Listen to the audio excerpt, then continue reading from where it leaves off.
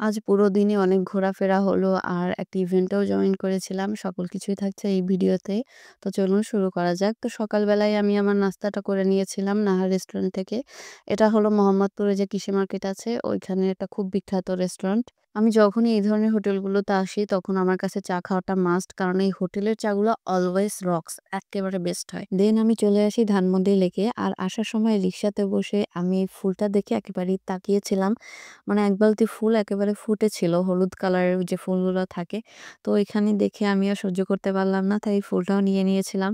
আর আজকে আমার হিজাবটাও ছিল হলুদ, ফুলটাও ছিল হলুদ। একেবারে ম্যাচিং, ম্যাচিং হয়ে গেছে। এখানে আমি অনেকক্ষণ বসেছিলাম। একেবারে রিল্যাক্স করছিলাম। যেহেতু আমার কোনো কাজের প্রেশার ছিল না। তাই একেবারে রিল্যাক্স করে আমি বসেছিলাম। আর ফুলটা নিয়ে অনেক রকমের ঢং করার পরে লাস্টে আমি যাই টিএসসিতে।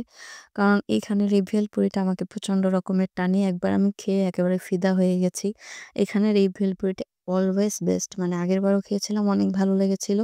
এইবারও একেবারে আগেরবারের মতো সেম ভালো লেগেছে। আজকে খাওয়ার সময় ভাবছিলাম আবার কবে টিএসসিতে আসবো তখন খাবো। তাই আমি যতটা পেরেছি ততটুকুই খেয়েছি। দেন আমার নিউ মার্কেট থেকে কিছু কেনাকাটা ছিল ওইগুলো কমপ্লিট করে আমি চলে যাই একটা ইভেন্টে। আজকে কফি লাভার্স বাংলাদেশ গ্রুপের একটা মিটআপের ইভেন্ট ছিল। তো ওইখানে আমি জয়েন করেছিলাম। এই ধরনের ইভেন্টে আমি ফার্স্ট টাইম জয়েন করেছি যে আমি একেবারেই একা, কাউকেই আমি চিনি না। একেবারে সাহস নিয়ে আমি চলে গেছি আজকে যে যাই হোক আমি যাই। দেন সবার সাথে ইনশাআল্লাহ কমিউনিকেট করতে পারবো এতটুকু আমার নিজের প্রতি কনফিডেন্ট আছে। আগে আমি আমার লাইফে প্রচুর ঘুরেছি এবং আননোন অনেক মানুষের সাথে আমার কমিউনিকেশন হয়েছে। বাট ঢাকা আসার পর বেশ একটা আইসোলেশন এর ভিতরে আমি ছিলাম। মানে আমার ঘর থেকে বেরোতে ভালো লাগতো না। একেবারে ঘরকুনো হয়ে গেছিলাম। কিন্তু এখন ভেবেছি যে না আগের মতো আবারও হওয়ার ট্রাই করব। আর আগের মতো সবসময় একটা আনন্দ ফুর্তিতে বাঁচবো ইনশাআল্লাহ। আজকে আমরা ছিলাম ক্লাউড কফি আগারগাঁও ব্রাঞ্চে। আর ক্লাউড কফির তরফ থেকেই আজকে কিন্তু আমাদের কেকটা দেয়া হয়েছিল। এই ফুলটা এনেছিল একটা ভাইয়া, উনি ময়মনসিংহ থেকে এসেছে জাস্ট এই ইভেন্টটাকে জয়েন করার জন্য, কি বলবো। তো এখানে আমরা বেশ কিছু ফটোশুট করছিলাম ব্যানার ধরে। আর এরপরে আমাদেরকে দেওয়া হলো কেক অ্যান্ড এরপরে দেওয়া হলো কফি। এখানে আমেরিকানো আর ক্যাপাচিনো দেওয়া হচ্ছিল। তো অ্যাজ অলওয়েজ আমি ক্যাপাচিনো নিবো, এটা খুবই নরমাল ব্যাপার। আর দেন আমাদের কুকিজ দেওয়া হয়েছিল। I was so much satisfied. মানে আমাদের এই ইভেন্টটা ছিল একেবারেই ফ্রি অফ কস্ট। কোনো রকমের আমাদের কাছ থেকে কোনো পেমেন্ট বা কিচ্ছুই নেওয়া হয়নি। এর ভিতরে যে এইভাবে আয়োজন করবে বা এভাবে তারা হসপিটালিটি দেখাবে এটা আমি কখনোই ভাবতে পারিনি।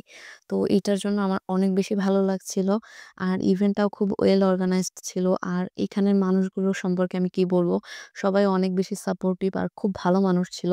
প্রত্যেকের সাথে কথা বলে মনে হচ্ছিল যে এরা কত আন্তরিক। আমি পুরো টিমকে আমার মন থেকে ধন্যবাদ জানাই আবারও। আমি পোস্টেও আমি একবার ধন্যবাদ দিয়েছি। আমি আবারও ধন্যবাদ জানাই। আজকের জন্য আমার এটাই ছিল ডিনার। কারণ বাসায় এসে আবারও রান্না করার এনার্জি আমার ছিল না। তো যাই হোক নেক্সট কোনো ইভেন্ট হলে ইনশাআল্লাহ আবারও আমি জয়েন করব। আর বাসায় এসে আমার না খুব খারাপ লাগতেছিল। মানে খালি, খালি লাগতেছিল যে কিছু একটা নেই। কারণ চা কফি যদি বেশিক্ষণ না খাই আমার কাছে এটা মনে হয় সবসময়। তো তাই ভাবলাম যে আচ্ছা ঠিক আছে আজকে একটু ঘুমানোর আগে ১ কাপ কফি করা যাক। আমার যত উল্টাপাল্টা কাজ। এইজন্য আজকে আমি জাস্ট ঘুমানোর আগে আমি এত সুন্দর করে গুছিয়ে গাছিয়ে একটা একদম ক্যাপাচিনো কাফের মতো কফি আর্ট করে কফি বানালাম। আমার এই ভিডিও দেখে কারো ইন্সপায়ার হওয়ার দরকার নাই। আর কাউকে আমি বলছি না এই ধরনের উদ্ভট কাজকর্ম আপনারা করুন। যাক আমি আমার মতো উদ্ভট কাজকর্ম করতে থাকি। আর আজকের মতো ভিডিওটা আমি শেষ করে দিচ্ছি। কারণ ভিডিওটা অলরেডি অনেক লং হয়ে গেছে। তো সবাই ভালো থাকবেন, সুস্থ থাকবেন। আল্লাহ হাফেজ।